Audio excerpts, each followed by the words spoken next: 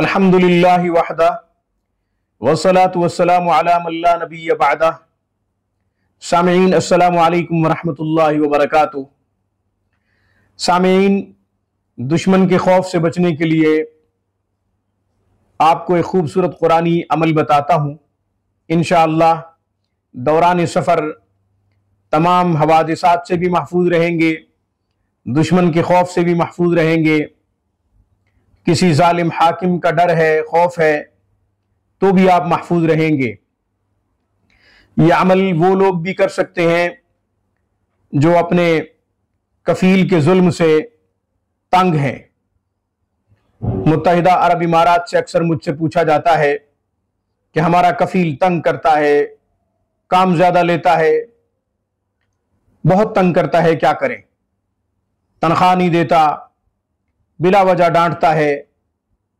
कभी कभी तो इस तरह की कॉल्स भी आती हैं कि वो मारते हैं, कफील मारते हैं।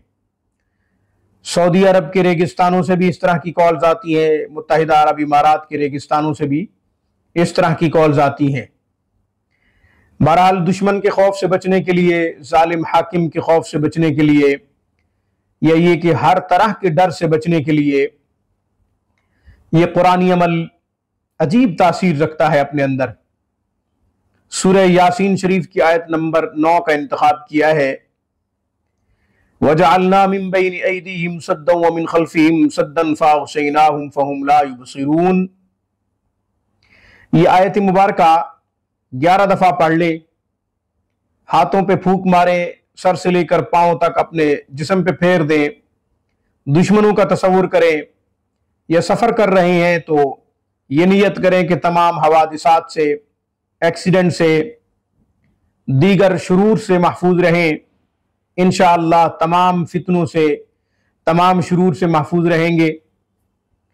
ये वो आयत मुबारका है जो रसूलुल्लाह सल्लल्लाहु अलैहि वसल्लम ने हिजरत के मौके पे पढ़ी थी और अल्लाह ताला ने कुफ्फार की आंखों को अंधा कर दिया था। कुछ लम्हों के लिए उनको नजर भी नहीं आया कि सिद्दीक अकबर रजी अल्लाह ताला अन्हु और जनाब मोहम्मद रसूलुल्लाह सल्लल्लाहु अलैहि वसल्लम चले गए हैं और वो कुफार के हुजूम से निकल के गए। इस आयत मुबारका की बड़ी तासीर है। फअग़शयनाहुम फहुम ला युबसिरून। ये पढ़ते हुए बंदा का तजर्बा ये है कि दुश्मनों के हुजूम से भी गुजर जाएं तो पता नहीं चलता कि गुजरा जा रहा है।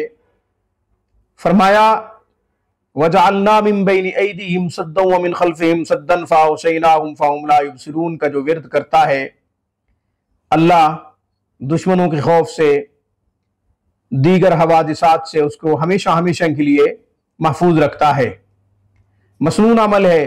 रसूलुल्लाह सल्लल्लाहु अलैहि वसल्लम ने हिजरत के मौके पर यह आयत मुबारका पढ़ी है तो इसका मतलब यह हुआ कि अल्लाह ताला ने हुक्म दिया होगा, अल्लाह ताला ने यह कहा होगा कि आप ये पढ़ते हुए निकल जाएं।